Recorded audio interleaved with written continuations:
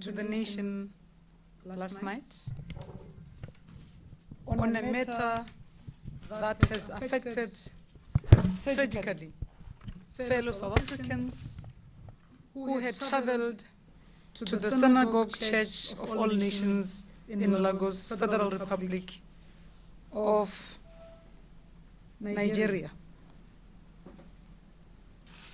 We are here just to say that our High Commissioner in Nigeria and our Consul General and other senior officials have been on the ground, are on the ground in Lagos. Let me reiterate that indeed South Africans have tragically lost lives and were amongst those affected when a building at that Synagogue Church of All Nations collapsed on the 12th September 2014. As per the instruction of our President, President Zuma, government has activated here at home a disaster management process and is treating the matter with the utmost urgency it deserves. Government understands fully the pain and anguish of affected families, and we are walking this difficult and painful path hand in hand with the families. The South African Consul General in Lagos, as I said earlier on, and the High Commission have been working around the clock on the scene, liaising with the leadership of the church and other authorities. I'm also able to confirm that an advanced team from the Disaster Management Center that I spoke to earlier on, personnel, the first group of these senior officials are boarding the aircraft in an hour. Dr. Andrew Medina Marino says the virus is worsening by the day. So while I was there, there was an unfortunate, very much a disintegration and degradation of the situation. The government was absolutely overwhelmed. There was a lack of international response. There was extreme impact on healthcare workers, and there was a collapse of the healthcare. 1,000. That's an operation center number that DIRCO is running or coordinating on behalf of the net joints that has been set up. We are also appealing to families who are affected by this tragedy to also help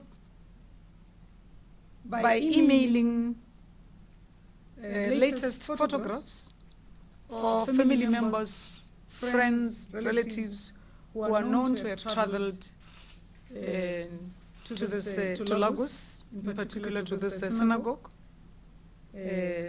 Email number consular@dirco.gov.za. This man has been at the core face of the worst Ebola outbreak in history. Stationed in Liberia for 2 years, he believes that the virus is spiraling out of control. Working under NGO Doctors Without Borders, Dr. Andrew Medina Marino says the virus is worsening by the day. So while I was there, there was an unfortunate, very much a disintegration and degradation of the situation. The government was absolutely overwhelmed. There was a lack of international response. There was Minister Paul extreme Vicchiotto, impact Business on Day. healthcare This workers, team from the and there was a National collapse of the Disaster healthcare will it system. include Back search and home, rescue teams health authorities say they use we're dogs well to search for prepared. bodies and that kind of Health thing. workers across the And, country have undergone the Ebola repatriation response of the training, bodies, what arrangements and being measures made to there? Thank you. detect infected people haven't stepped up at the country's points of entry.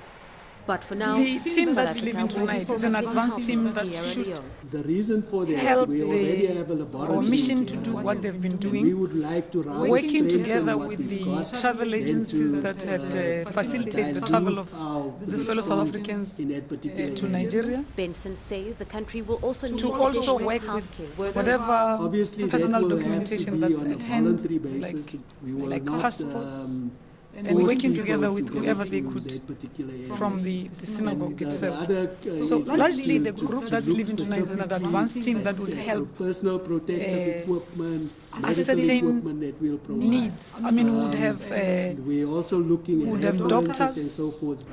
Benson would says a have more comprehensive announcement all will be made by the Health expertise Ministry in a few that's days. needed That during September, this time. Pretoria.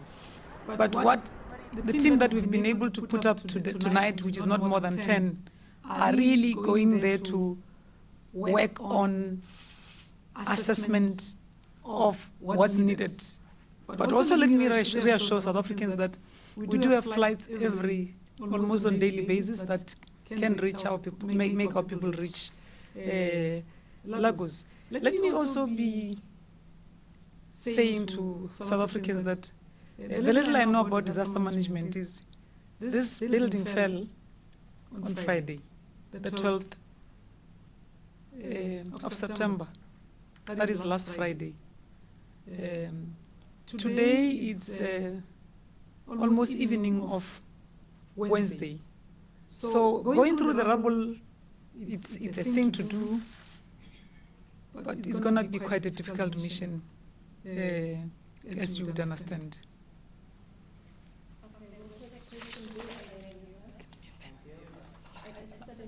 Yes, I intend to. Hi, Minister Wendell from Reuters.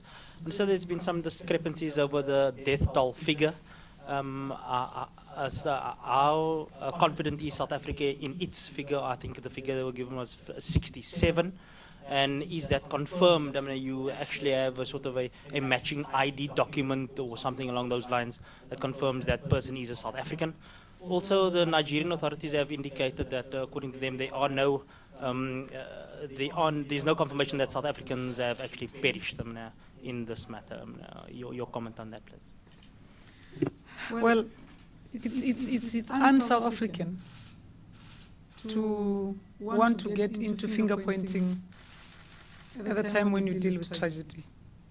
Our focus at the moment is, again, before I walked into this room, we communicated with the officials on the ground, who, again, I mean, I've spoken to them more than 5 times today, confirming that with the little information that they've at hand, that is working with the travel agents on which South Africans have they facilitated travel thereof, passports that our people could get access to, meaning that they came to the figure 67 based on the information at hand. What needs to happen now is families need to arrive and say yes and reconfirm. But 67 is the number that has been confirmed and reconfirmed the whole day by our officials on the ground. And 20 was another figure given to us about those who have been hospitalized.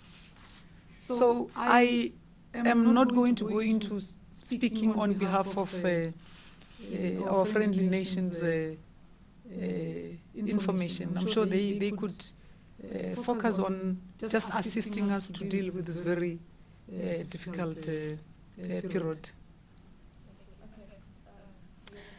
Minister, Mercedes from SABC. There are allegations that there are about 7 South African survivors who are kept at the church. They are not being allowed to go out, and they have no contact with the embassy. Are you aware of that, and is that so? Well, Mercedes, can we again just focus on the immediate and also trust our officials on the ground that we will be updating you on a daily basis, and if there are people who are being held against their will, I'm sure our officials will be able to reach out to them in no time.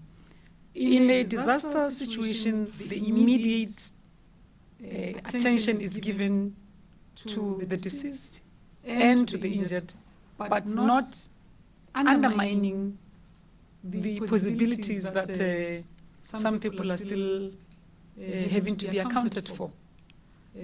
I was urging that we go slow on on making us confirm or deny allegations. At the moment, focus on the need of the hour, that of working with the families during this very traumatic time. That's why we are appealing to families to also send whatever information that they think would be useful through the email address that we've shared with you now, and also by phone. And we will have our officials on standby 24 hours around the clock. We've actually gone to a point of beefing up the usual ops center so that we are able to respond to all the calls from all the affected family members, friends and relatives. I'll take one more question from Cape Town, and then I'll need to cross over to Pretoria. I'll take one more question. Okay, you there. Back.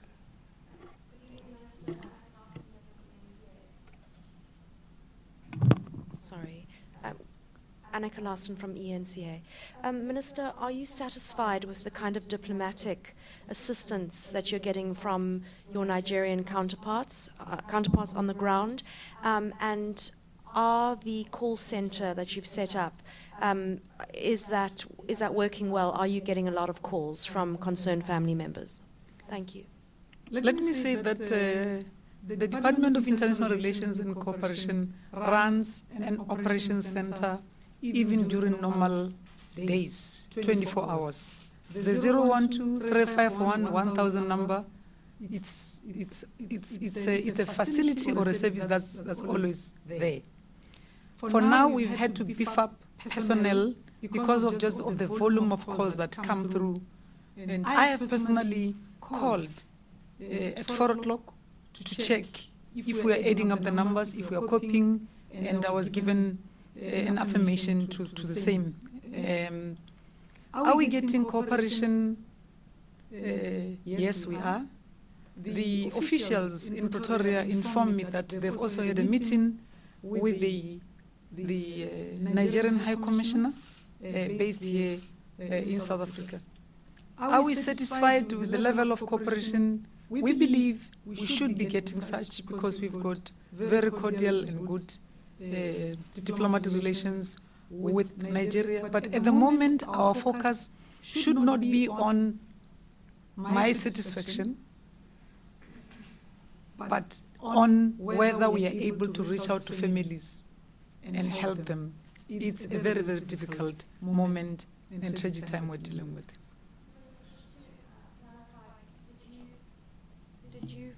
Did you phone the hotline yourself, or did you just phone the person who was running the hotline? I don't know. I don't understand the question. Did you phone the hotline to make sure it's working, or did you just phone your officials who are running the hotline to check that all is going well? I know it's working. Thank you. Yes. Okay, we'll cross over to Pretoria, and I'll come back for the questions at the back. Okay, Pretoria, is there any questions? Mm-hmm. Yes, there are 1, 2, 3, 4. Minister Maraka from Jacaranda FM. Just to ask if you could elaborate a little bit on our plan for aid there. Apart from the team of about 10 that will be going tonight, are we definitely planning on sending more? If so, when? Our call, of course. We are having everything in writing.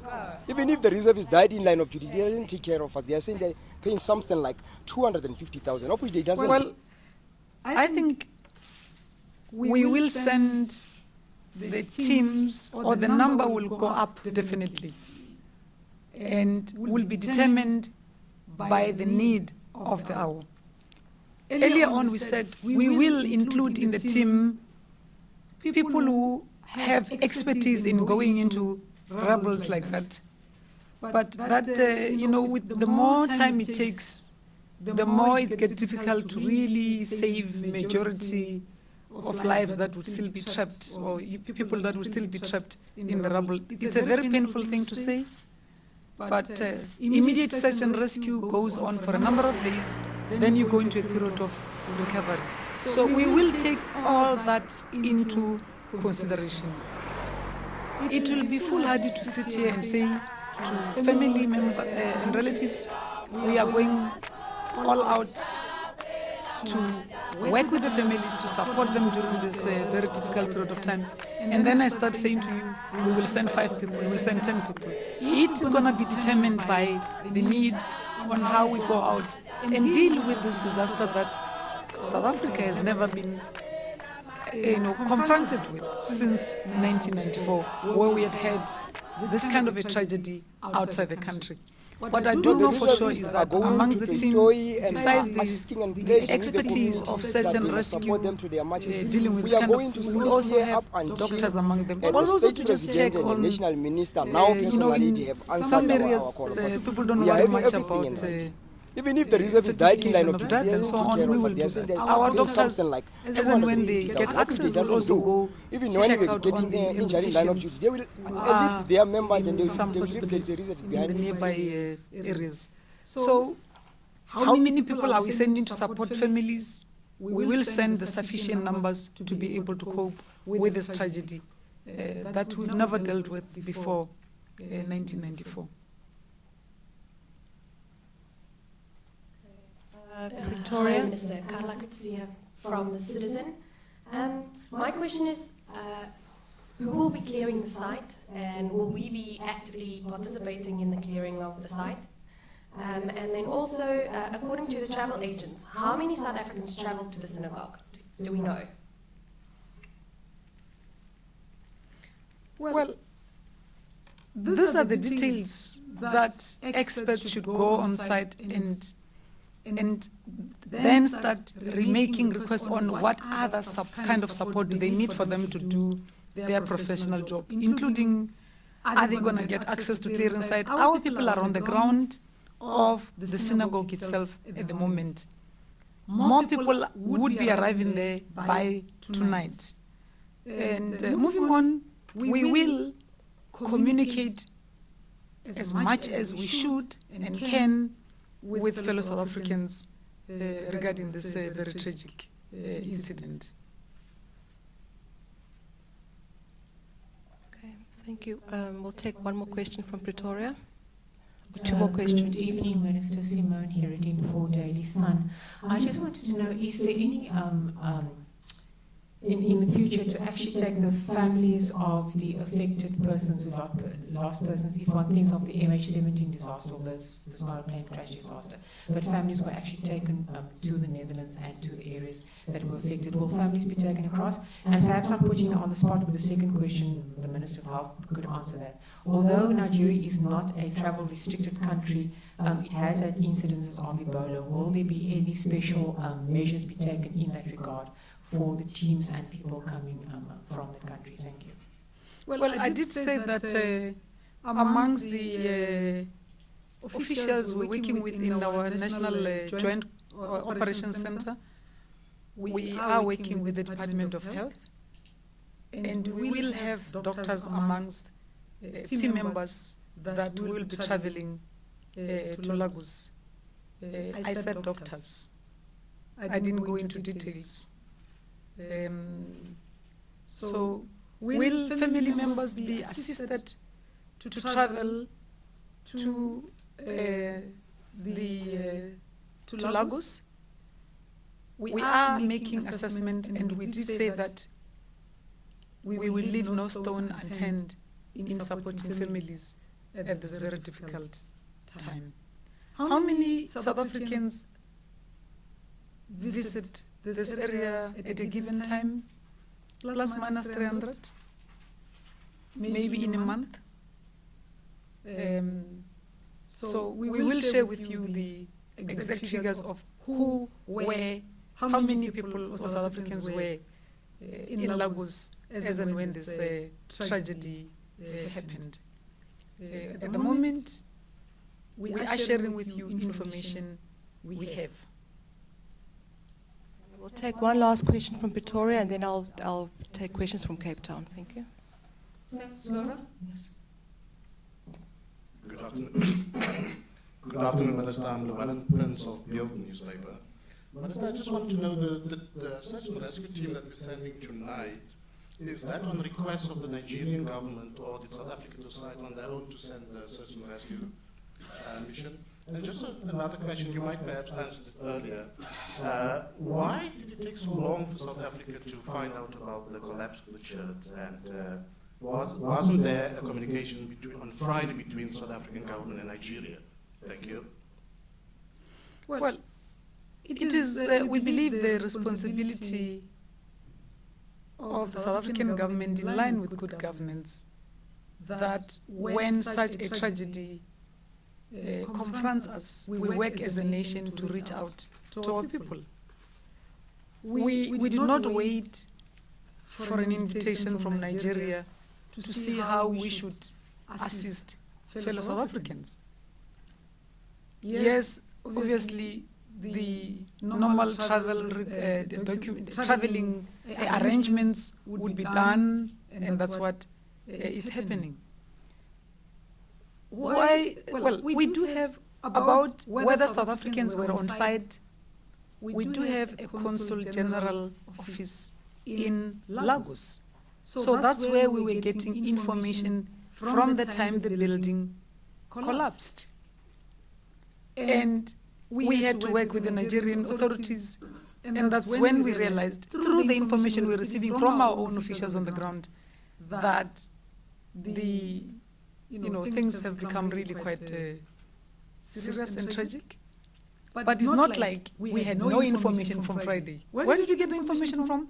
From our officials, from our mission that's based in Lagos. Okay, thank you. I'll take 3 questions from Cape Town, and then we'll conclude the briefing. I'll start with the lady at the back there. My name is Andy Siwe Makinana from the Maiden Guardian. Minister, I also wanted to know, why did it take this long for our government to announce the deaths? When did you find out that 67 people have died? Secondly, can you tell us about the repatriation of the 67 bodies? Are there any plans? Are you working on any plan to bring them back? And can you give us details around those plans? And lastly, are there any families that have come forward to claim or to say we have relatives that had gone to the synagogue? And what sort of questions are you getting on this call center that you have established? You said you were flooded. What sort of questions are people, or issues that are people talking about? Thanks. Well, let's start with the last question, that families are calling to confirm that they know of friends, relatives, loved ones who have traveled to Lagos, to the synagogue, and since Friday they would not have been responding to their phones and so on and so on. It's confirmation that family, relatives, members have actually traveled. Why did it take long? It did not take long. I am saying to you, we started getting information from the time the building started collapsing. But this is a synagogue. So the need to tread carefully and not disturb the ambience of people who had gone to pray is one thing. The next to say, you don't rush to announce deaths when you have not, or don't start communicating with families. It's not done anywhere else. Thirdly, as I was coming down now, I was listening to a radio and I heard that indeed South Africans, maybe we should take this opportunity to appeal to South Africans to register our presence when we travel abroad through the Rosa, because it helps us so that we are not first reported as missing persons after weeks and weeks. It could have taken longer if we did not have a consulate general office on the ground. But also, countries differ. Without going into the details thereof, can we please just focus on the need of the hour? Let's help, let's hold hands of fellow South Africans who are bereaved at the moment, who are mourning the passing of their loved ones, and let's assist them indeed to go through this very painful period.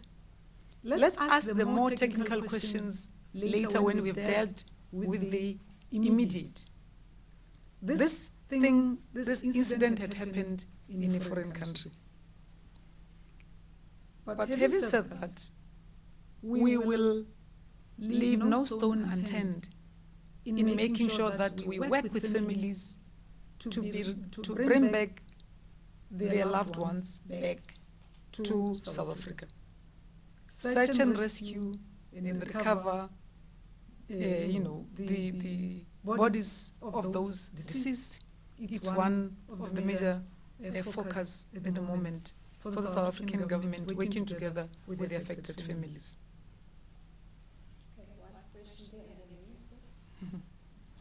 Thank you very much, Minister. My name is Vuyani Green. Let me declare up front, I lost a cousin in that incident. I last spoke to him on Thursday evening. I'm not going to go to the first question, why has it taken so long? Over the weekend, I was in contact with Clayson and Nelson, didn't get any response. And I was given a number, phoned that number, it just rang. There was no one to pick up that number. Now, I just want to find out this time around, what guarantee can you give us that when we call that number, we're going to get cooperation from your officials? Lastly, when will you've been saying that you will leave no stone unturned to make sure that bereaved families, are assisted in repatriating the bodies of their loved ones. When will bereaved relatives or families be sent to Nigeria to identify their loved ones? Can you give us the time frame? Because speaking for my family, who are in the dark, we don't know anything. Thank you. Well, Vuyani, may I take this opportunity to pay special condolences to your good self and family. I did say earlier on, it's a very difficult time for us too, as a nation, as families, as you said, but also as government officials, particularly when this kind of a tragedy happens in a foreign country. Because the one thing is to have an official rushing to tell you something that you don't want to hear or that they are not sure of. But when you are affected, you are bound to be impatient. You are bound to want to know the truth immediately. But the information you get should be verifiable, because you can come back and ask, why were you rushing to tell me this sad news when my relative was walking the streets of such and such a city? It's not an easy matter to deal with. Having said that, working together with the synagogue people, difficult as it would have been, and maybe indeed they have not dealt with this kind of a matter in the past. It's not been easy. It's not easy for any one of us. But again, I just want to reassure you that we need to continue working together, that we don't rush to give you information that is not there. But also to say, how soon will the bodies come back home? I just had the fortune of having been an ambassador before I became minister. Countries have laws, and laws differ from one country to the next. Let's answer all the difficult questions when our people are on the ground, informed by the fact that we want to see our loved ones deceased, alive, injured, taken good care of, and brought back home, even under whichever difficult circumstances we find ourselves in. I had the misfortune at a very young age, when I was ambassador, to work with families to recover bodies, do all the processes and bring them back home. It's not easy. You might find that because you are personally affected, you would have loved this to happen in an hour, in 2 hours' time, and so on and so on. But things don't get as easy as we would love it to be all the time. And once again, bear with us. We will not lose or be dampened in our resolve to work with the bereaved families. It's going to be difficult, it's going to be hard, but we are there. I'll take one question from the gentleman there, and then I see 2 follow-up questions from SABC and E-News. That will be the last questions, and then we have to end. Okay, sir. I'm sorry, Minister Paul from Business Day again. 3 times the question has been asked. Will you assist families on the repatriation of the body? And you've given us no The with answer respect. is yes. Right. We always assist families, but the how is what we should focus on. There's, like I said to you, I have the advantage of having been an ambassador before. But remember that we don't go into the questions of costs and all that immediately. What is important is the family getting all consular services that the family needs. The answer is yes, if I haven't answered that clearly before. And then I won't go into the details of what happens to the deceased body, because I mean that's a very sensitive area. Family and government then deals with the rest. Yes. And then the question is, there have been some conflicting reports about what caused the building to collapse. Have you received any information on that at all? You know, I wish I wasn't a woman and a mother. And I would say to you, I am now bothered with wanting to know the technicalities of the building. Rian is asking the question about, are we helping to find his relative? Now, if we are going to sit here tonight and start worrying about, the technical questions about the fitness of the actual building itself, then we would not be showing a sense of agency of in a disaster like this. Where do you start? What do you prioritize first? And then the other, technical questions follow. This is the last 2 questions. SABC followed by ENCA, and then we conclude the meeting. Thank you. Okay. Minister, I don't know how your disaster management process is going to work, but I spoke to the NFP leader earlier on who was saying, government should be commended for the swift action, but response. But what she would love to see is that, the deceased be buried. Is government going to carry those costs? That's the suggestion from the NFP leader. The Deputy Minister Kamagwaza Msibi. So is that included? Does this family help? You say you will ensure that you give all the necessary support as government. Is that going to include the burial costs?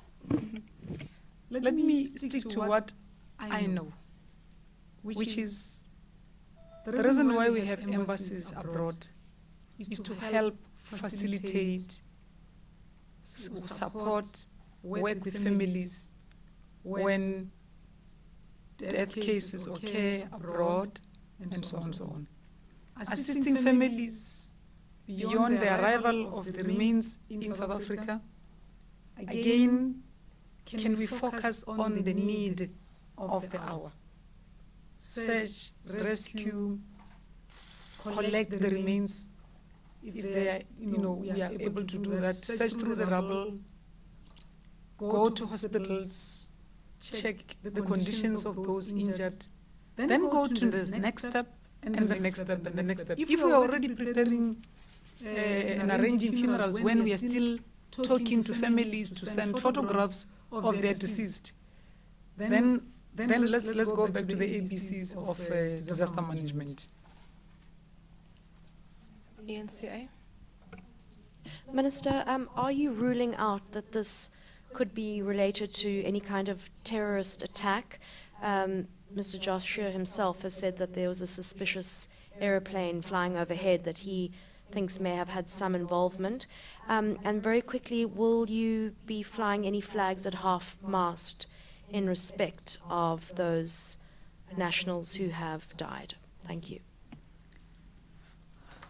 President had said last night, when he addressed the nation, a disaster and a tragedy of this nature,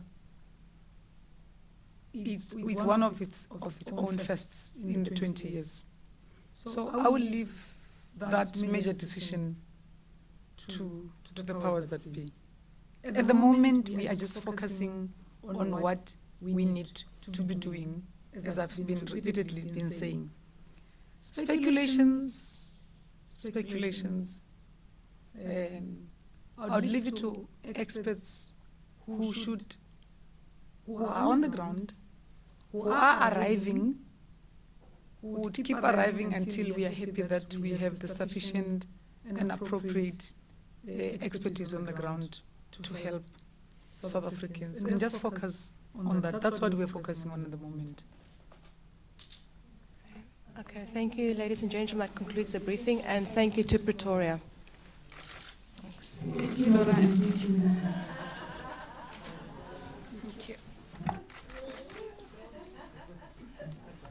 Sorry, Minister, before you go, can I get the correct pronunciation of your name? Maite. Hold it, I want to record it if you don't mind. Okay.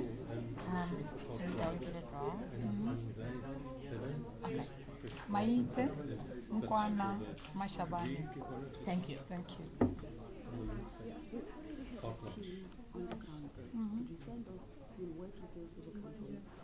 The team we have, it's of the people who work in the embassy.